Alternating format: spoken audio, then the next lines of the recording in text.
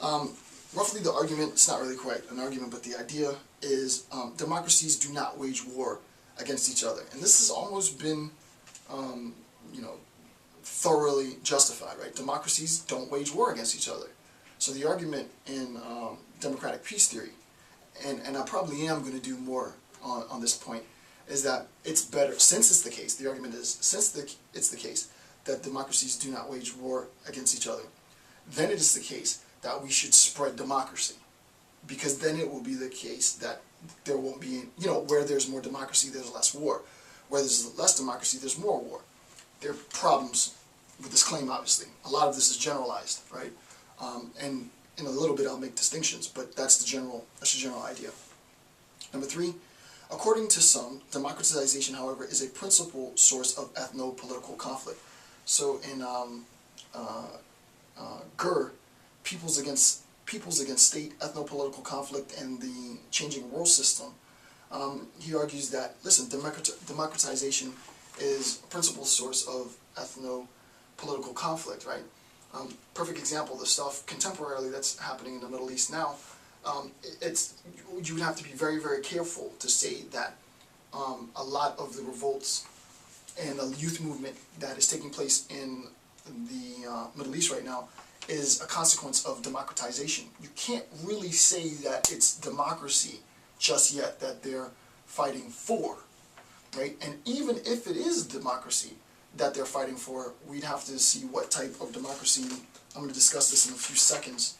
I'm going to discuss this in the distinction between democracy and liberal democracy, right? Because it's probably the case that they might be interested in voter rights, but they're not interested in liberal democracy.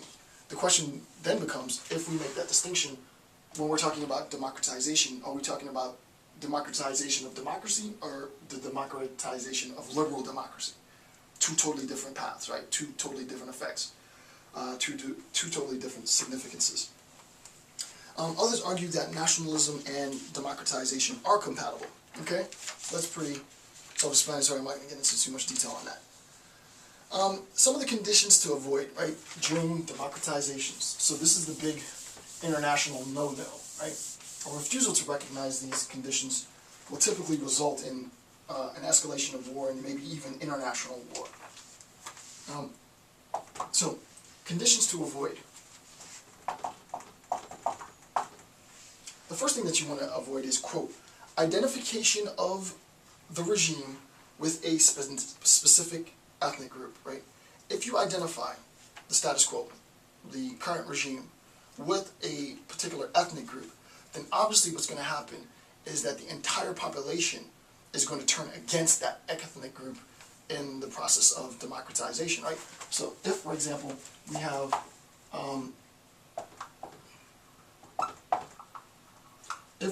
an ethnic group that is in control of power, and we'll label that group, we'll label this group C, and we have a population of a mixed bag.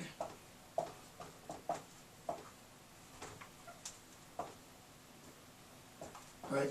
Then what happens is, if we identify the regime with an ethnic group, right, then we can pinpoint potential quote-unquote sympathizers in the population. And what's going to end up happening is that members of the population that are not part of that ethnic group are all going to turn against those people.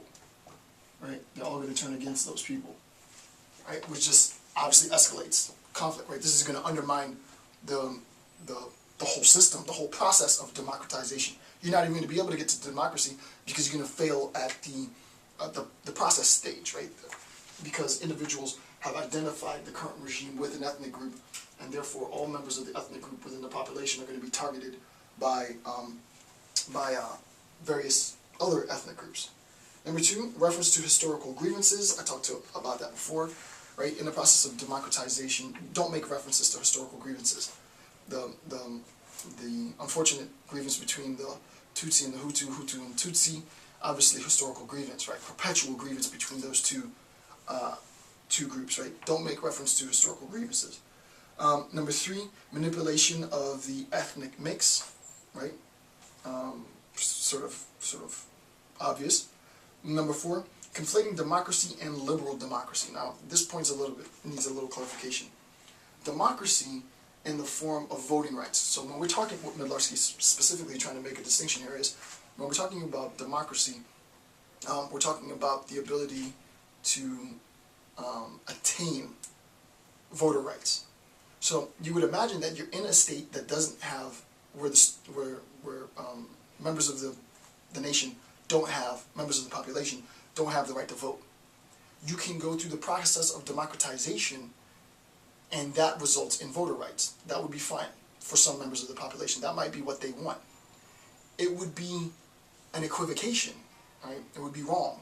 It would be a misunderstanding to assume that by the process of democratization we wanted to enforce liberal democracy, insofar as liberal democracy is defined as freedom of speech, freedom of the press, freedom of religion.